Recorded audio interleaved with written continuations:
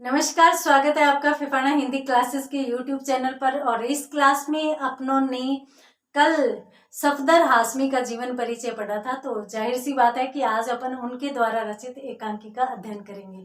तो चलिए शुरू करते हैं आज की क्लास को।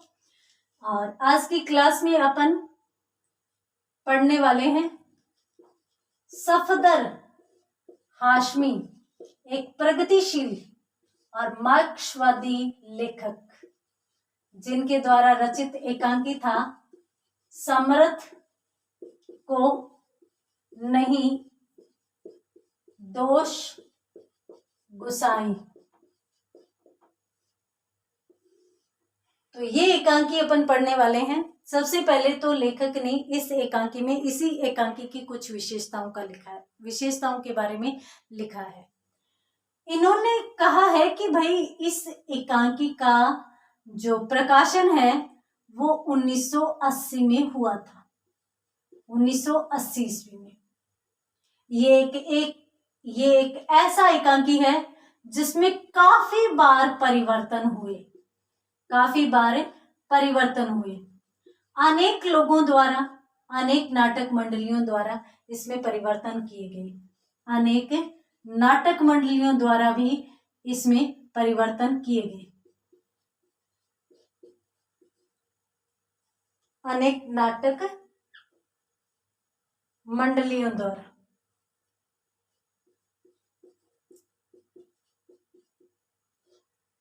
द्वारा इसमें अनेक बार परिवर्तन किए गए।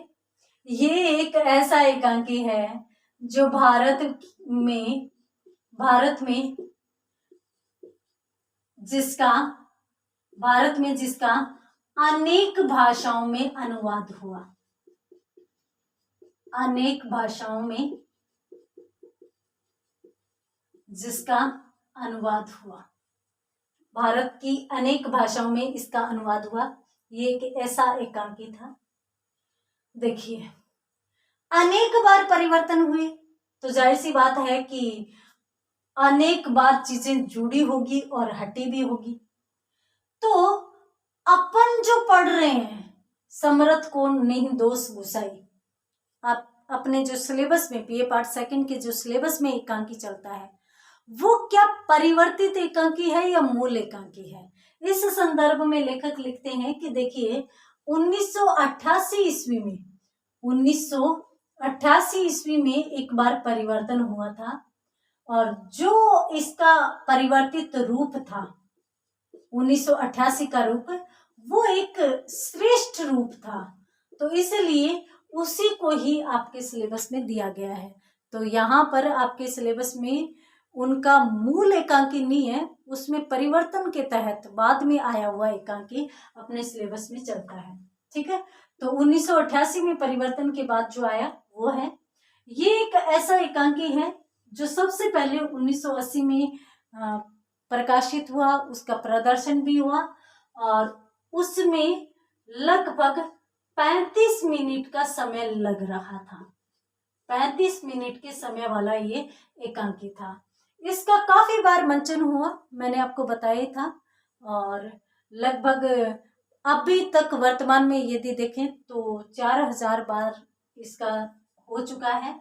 परंतु जिस समय अपने सिलेबस में लगा है या जिस समय के आंकड़े हैं उसके अनुसार 1600 बार तो इसका मंचन किया ही जा चुका है, वो भी बहुत अच्छी जगहों पर और बहुत अच्छे तरीके से। 1600 बार ये लेखक स्वयं लिखता है। ये जो बातें हैं वो, या अपन यूं कहें कि जहां पर इसको सिलेबस में दिया गया है तो एकांकी शुरू होने से पहले ये सारी की सारी बातें आती है। एकांकी का नाम समर्थ को नहीं दोष गुसाई, 1980 में प्रकाशित, और 1980 से ही मंचन। अनेक बार परिवर्तन, जिसमें 1988 का परिवर्तित एकांकी सिलेबस में दिया गया है। 35 मिनट का मंचन करने वाला एकांकी है। 1600 बार से अधिक इसका मंचन हो चुका है, और अनेक भाषाओं में इसका अनुवाद भी किया जा चुका है। तो ये इस एकांकी की महत्वपूर्ण बातें हैं। यदि आप स्क्रीनशॉट लेना चाहते हैं इन फ्यूचर रखने के लिए तो आप रख सकते हैं। एक चीज और बताते हैं, ये 6 कलाकार कम से कम इसमें चाहिए। 6 कलाकार तो इस एकांकी के मंचन के लिए कम से कम आवश्यक है ही है। ठीक है, तो चलिए इसको ले लीजिए। उसके बाद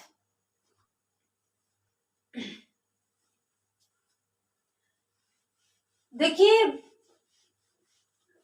जो सफदर हाशमी है उनके द्वारा अनेक नुक्कड़ नाटकों का प्रदर्शन किया गया था, अनेक नाटक लिखे भी गए थे।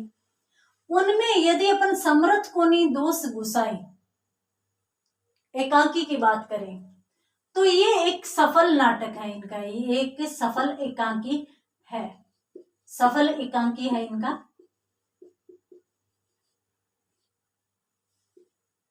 इसमें 2 पात्र लिए गए हैं और 2 पात्र जो है प्रमुख, वैसे तो मैंने आपको बताया कि कुल 6 पात्र चाहिए, और जो 2 मुख्य पात्र है वो है मदारी और जमुरा। देखिए, मदारी और जमुरा बिल्कुल सामान्य से पात्र हैं, सामान्य से पात्र हैं। आपने देखा होगा कि वो खेल दिखाने आते हैं डमरू बजाकर, तो मदारी होता है जो डमरू बजाता है, और जमुरा वो अपने साथ जिसको रखता है, जो खेल का प्रदर्शन करता है, जो उसके आदेशानुसार चलता है, उसको वो जमुरा बुलाता है। जमुरे क्या कर रहा है, जमुरा आजा, आया साहब, इस प्रकार से ये एकांकी चलता है। तो आपको उस गेम की याद आएगी, उस खेल की याद आएगी जो मदारी और जमुरे के बीच होता था। सामान्यतः मैं ये कह सकती हूँ कि जादूगर जो जादू दिखाने आते थे ना, वो उसी प्रकार का है। अब जादूगर के जादू भी अलग अलग प्रकार के हैं। कुछ लोग तो प्रोफेशनल जादूगर होते हैं जो बड़े प्लेटफॉर्म पर दिखाते हैं, कुछ छोटे छोटे होते हैं जो नुक्कड़ नाटक दिखाते हैं, जैसे गली गली में जाकर और इस प्रकार से डमरू बजा के अपने सहयोगी के साथ उस नाटक का या एकांकी का प्रदर्शन करते हैं, मंचन करते हैं। तो ये जो नुक्कड़ पे प्रदर्शन किया जाता है, जो गली गली में प्रदर्शन किया जाता है, उस प्रकार का ये नाटक है। तो ये एक सामान्य से पात्रों के नाम है, सामान्यतः मध्यम वर्ग से जुड़े हुए हैं, मध्यम वर्ग से जुड़े हुए पात्र हैं। तो इसलिए इस प्रकार के पात्र लेने के कारण यह एकांकी स्वच्छंद सा एकांकी बन पड़ा है, और इसके साथ साथ सामयिक परिस्थिति को दर्शाने वाला ये एकांकी बन चुका है। सामयिक का मतलब होता है कि उस समय की परिस्थिति को दर्शाने वाला ये एकांकी बना है। बात करते हैं इसके कुल पात्रों की। तो पात्र मैंने आपको बताया कि भाई 6 पात्र हैं, और 6 पात्रों में यदि अपन देखें तो एक मदारी है, जमुरा है, और इसके साथ साथ एक बोरा है जो भी पात्र के रूप में आता है। हालांकि बोरा किसी ने पहन रखा है, परंतु वो भी पात्र के रूप में आता है। उसके बाद पुलिस है, पुलिस वाला भी एक आता है, सेठ भी है और नेता भी है। ये आप विशेष तौर से नोट कर लेंगे। 6 पात्र हैं, 6 पात्र हैं कुल। ठीक है, तो 6 कलाकारों की आवश्यकता रहेगी यदि इस प्रकार का एकांकी मंचन किया जाए या इसको मंच पर प्रदर्शित किया जाए। एक मदारी और जमुरा जो मुख्य पात्र रहेंगे वो तो इसमें रहेंगे। बोरा, जो बोरा होता है, बोरी जो होती है ना, थैले टाइप, उसी को कहा गया है। वो बोरा एक पात्र के रूप में इसलिए आता है क्योंकि उसको पहन रखा है किसी ने, तो वो पात्र के रूप में आएगा। पुलिस भी है और सेठ भी है और नेता भी है, तो ये भी पात्र के रूप में आ रहे हैं। आप इनका भी स्क्रीनशॉट लीजिए, उसके बाद अपन बात करते हैं आगे। ठीक है, हाँ, अब आते हैं एकांकी के प्रारंभ में, एकांकी की शुरुआत में। ये पात्र आप ध्यान में रखेंगे, जब तक एकांकी चलेगा तब तक आपको पात्रों को याद रखना है।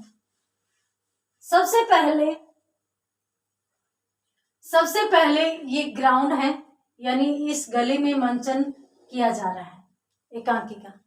तो इसमें यहां पर 2 लोग आते हैं, सबसे पहले मैदान में दो लोग आते हैं इस प्रकार से, और वो दोनों के दोनों है वो उछल कूद करने लगते हैं। ये दोनों के दोनों उछल कूद करने लगते हैं। जब उछल कूद कर रहे हैं, कोई किसी टाइप से नाच रहा है, कोई किसी प्रकार से नाच रहा है, तो दोनों जब नाच रहे हैं तो जाहिर सी बात है कि जो लोग वहां पर इधर उधर घूम रहे थे उनका ध्यान उनकी तरफ जाता है। तो वहां पर उन लोगों का ध्यान उनकी तरफ जाता है, तो वो लोग है वो उनको नाचता हुआ देखकर उधर आके खड़े होने लगते हैं। यानी इस प्रकार से लोग हैं वो वहां पर आकर खड़े होने लगते हैं। आसपास बहुत सारे लोग आने लगते हैं। तो इस प्रकार से यूं घेरे में लोग हैं वो आकर खड़े होने लगते हैं। ठीक है, तो इस प्रकार से पूरा का पूरा ये नाच रहे हैं, लोग आ रहे हैं, नाच रहे हैं, लोग आ रहे हैं, ये नाचते जा रहे हैं और लोग आते जाते हैं।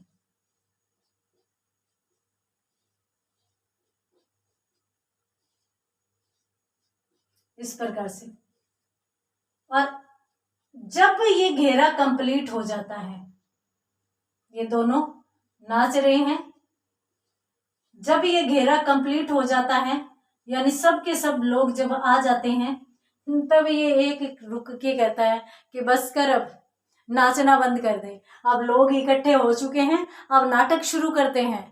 यानी इन्होंने ये जो उछल कूद शुरू की थी, ये नाचना शुरू किया था, वो इसलिए शुरू किया था ताकि भीड़ जमा हो सके, और जैसे ही ये भीड़ जमा हो जाएगी तब हम हमारे नाटक का प्रदर्शन करेंगे, हम लोगों को नाटक दिखाएंगे।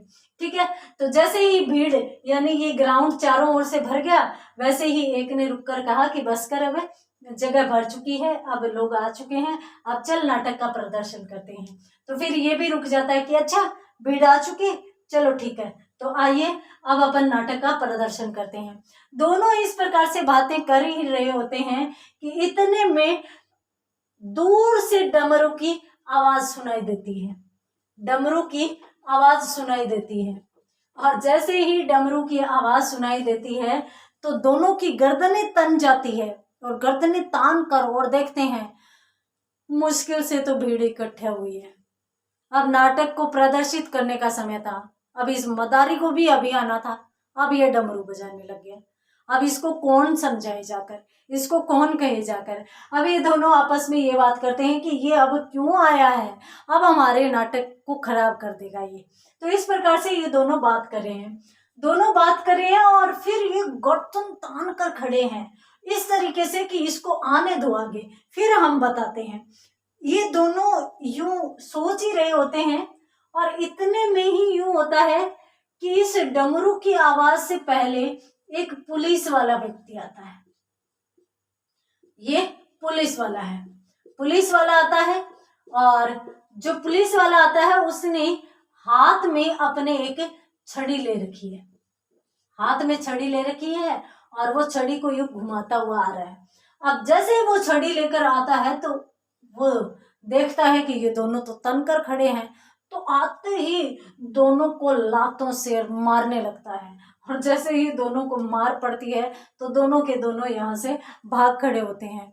ये दोनों यहाँ से भाग जाते हैं, फिर पुलिस वाला आकर और इस मैदान में राउंड लगाने लग जाता है, ये मैदान में घूमने लग जाता है, ये मैदान में घूमने लग जाता है, ये एक साइड में चला जाता है। तो फिर डमरू वाला यानी मदारी, मदारी यानी जादूगर, जादूगर ये आता है, ये आता है। तो इसके पीछे ये एक काली चद्दर अपने आप पर डाले हुए हैं, और काफी लंबी लगभग 3 मीटर की चद्दर है, और शाही अंदाज में प्रवेश करता है, और जैसे ये प्रवेश करता है तो इसके पीछे से 2 लोग इसकी चद्दर को उठाए हुए आ रहे हैं। तो इस प्रकार से मदारी डमरू लेकर और इस प्रकार से यहाँ पर शाही अंदाज में प्रवेश करता है।